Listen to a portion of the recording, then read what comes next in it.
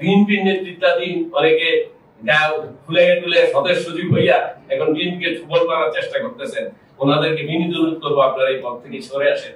একটা সমঝোতা বা আলোচনার ভিত্তিতে দেশের জাতীয় নির্বাচনটা কিভাবে সুষ্ঠুভাবে সুন্দরভাবে হইতে পারে আমাদের প্রধান উপদেষ্টা বলেন উৎসব মুখর পরিবেশে করতে চান।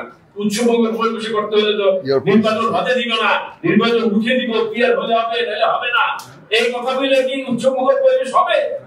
এই জন্য উৎসব মুখর পরিবেশ ফিরে আনতে হলে সবাইকে কমপক্ষে মিনিমাম একমতের মধ্যে আসতে হবে যাতে নির্বাচনটা সুষ্ঠু হয়। আর আমাদের যে চেয়ারম্যান সাহেব এখন কিছুক্ষণ আগে ধারণা দিলেন যে কি কি নুকসান হইতে পারে যথাসময় নির্বাচন না হলে, আর পিয়ার পদ্ধতিতে গেলে কি কি দেশের ক্ষতি হইতে পারে, সব এখানে বিস্তারিতভাবে লেখা আছে। সবাই যে জানেন শুনেন। আমরা ইনশাআল্লাহ আজকে এখানে যারা আসছি যদি আমরা সবাই একমত থাকি এবং ঐক্যবদ্ধভাবে থাকি এবং বিএনপির ভারপ্রাপ্ত চেয়ারম্যানের যে আহ্বানের সাথে আমরা ঐক্যবদ্ধ থাকি যে কোনোভাবে যাতে বাংলাদেশে নির্বাচনকে কেউ বাধাগ্রস্ত করতে না পারে, কোনো প্রশস্তি যাতে এখানে নির্বাচন নিয়ে ভিন্ন খেলা খেলতে না পারে, এই ব্যাপারে আমরা সবাই যাতে ঐক্যবদ্ধ থাকি, সদস্য থাকি, সদস্য থাকি এবং বিদ্যমান পদ্ধতিতে নির্বাচন হতে হয়। বিদ্যমান পদ্ধতি ছাড়া নেতা নির্বাচন করা দুষ্কর।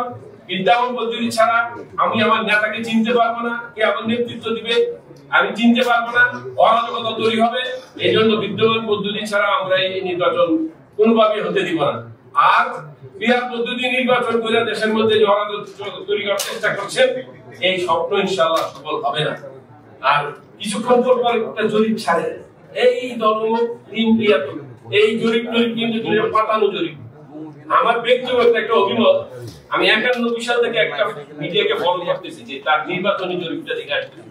91 সালে পর্যন্ত ওই মিডিয়াটা গণমাধ্যমটা যে জরিপটা দেয় এটা আমি দেখতেছি যে শতভাগ সফল হয়। তারা কিন্তু এই নির্বাচনে দিচ্ছে যে 80% লোক ধানের শীষে ভোট দলে বসে আছে।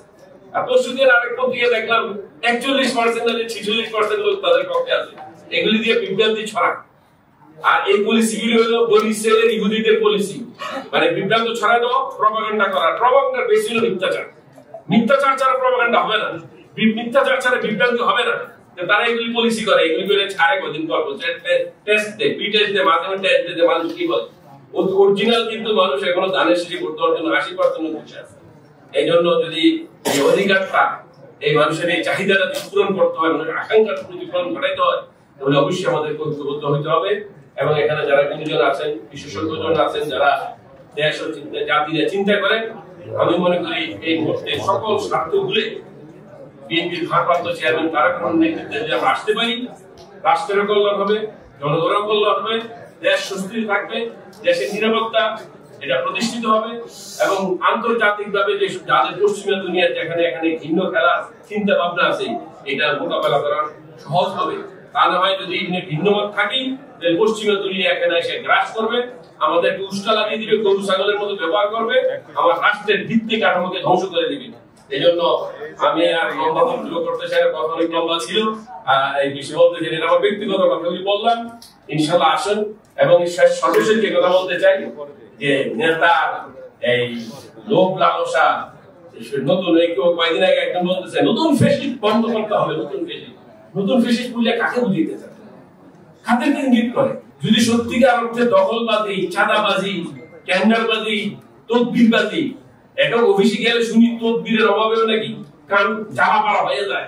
গেলে তো 10 লাখ দেন, এরপরে তারা কারা এগুলি চিহ্নিত করেন।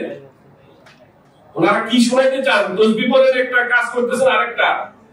এই জন্য আজকে আমি ওই কথাটা বারবারই কি বলি, একটা সাবেক 3 বারের প্রধানমন্ত্রীর ছেলে, সাবেক রাষ্ট্রপতির ছেলে, সাবেক সেনাপ্রধানের ছেলে, ওই দিন দেখলাম লন্ডনে এক ছবির মধ্যে উনি বাসের জন্য দাঁড়ায় পরিশুদ্ধ করে এর চেয়ে বেশি কি দিতে পারবেন? এটা খোলাবে 80 দিনের আচরণ। ওনার ঢাকাতে বাড়ি নাই, বগুড়া শহর বাড়ি নাই, গ্রামে প্রত্যেক বাড়ি তাও জীর্ণ শীর্ণ। এর চেয়ে বেশি আর আপনি কিছু সংশোধন করবেন, সংস্কার করবেন, আর কত খোলাবে 80 দিনের রাষ্ট্র ব্যবস্থা কায়েম হবে?